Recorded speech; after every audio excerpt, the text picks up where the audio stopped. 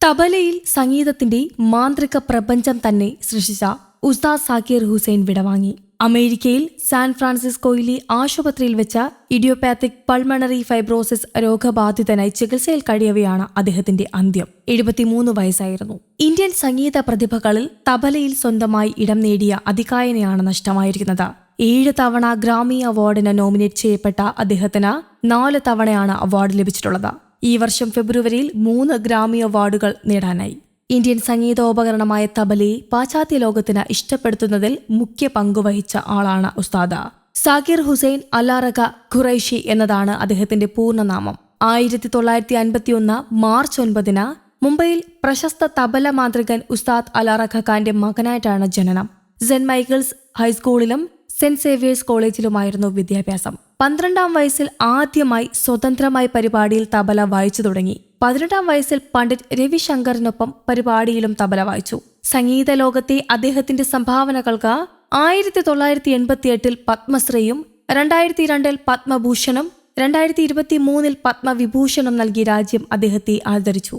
കഴിഞ്ഞ ദിവസം രാത്രി അദ്ദേഹം വിടവാങ്ങിയതായി വാർത്തകൾ പ്രചരിച്ചുവെങ്കിലും ഉസ്താദ് മരിച്ചിട്ടില്ല എന്ന് കുടുംബം വ്യക്തമാക്കിയിരുന്നു. ആശുപത്രിയിൽ അദ്ദേഹം ഗുരുതരാവസ്ഥയിൽ തുടരുകയാണെന്നും എല്ലാവരും പ്രാർത്ഥന തുടരണം എന്നുമാണ് ബന്ധുക്കൾ ആവശ്യപ്പെട്ടിരുന്നത്. രാജ്യത്തെ ദേശീയ മാധ്യമങ്ങൾ ഉൾപ്പെടെ സാക്കിറിന്റെ മരണവാർത്ത റിപ്പോർട്ട് ചെയ്തിരുന്നു. മഹാരാഷ്ട്ര സംസ്ഥാന സർക്കാരും രാജ്യത്തെ നിരവധി പ്രമുഖ കലാ സാംസ്കാരിക രാഷ്ട്രീയ നേതാക്കളും അദ്ദേഹത്തിന് ആദരാഞ്ജലികൾ അർപ്പിച്ച രംഗത്ത് വരികയും ചെയ്തിരുന്നു. അതേസമയം 90കളിൽ താജ്മഹൽ ഛായയുടെ പരസ്യം ഏറെ ശ്രദ്ധിക്കപ്പെട്ടത് അതിലെ ഉസ്താദ് സാക്കിർ ഹുസൈന്റെ സാന്നിധ്യം ഒന്നു മാത്രമാണ്. ആ പരസ്യത്തിൽ സംഗീതം നൽകുകയും അഭിനയിക്കുകയും ചെയ്തു അദ്ദേഹം. ഒപ്പം അതിലെ വാഹ് താജ് എന്ന പരസ്യവാചകം ഏറെ പ്രശസ്തവുമായി.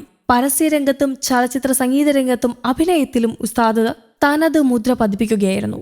മലയാള ചലച്ചിത്ര രംഗത്ത് മോഹൻലാലിന്റെ കഥകളി വേഷത്തിലൂടെ ശ്രദ്ധ നേടിയ ഷാജി എൻ കരുൺ ചിത്രം വാനപ്രസ്ഥത്തിന് സംഗീത സംവിധാനം ചെയ്തത് ഉസ്താദാണ്. 1996 അറ്റ്ലാന്റ ഒളിമ്പിക്സിൽ ഉദ്ഘാടന ചടങ്ങുകളുടെ സംഗീത സംവിധാനവും സഗീർ ഹുസൈനാണ് നിർവഹിച്ചത്. 7-ാം വയസ്സിൽ അച്ഛൻ ഹിന്ദുസ്ഥാനി സംഗീത രംഗത്തെ തബലവാദകരിൽ അതികായനായ അലാറക ഖാന്റെ നേരിട്ടുള്ള ശിക്ഷണത്തിലാണ് അദ്ദേഹത്തിന്റെ സംഗീതയാത്രയുടെ ആരംഭം.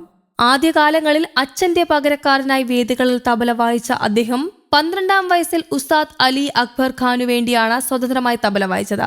ഇന്ത്യൻ ക്ലാസിക്കൽ സംഗീത രംഗത്ത് ഹിന്ദുസ്ഥാനിയിലും കർണാടക സംഗീത രംഗത്തും സഹകരിച്ച അദ്ദേഹം വൈകാതെ ആഗോള സംഗീത രംഗത്തും സഹകരിച്ചു തുടങ്ങി.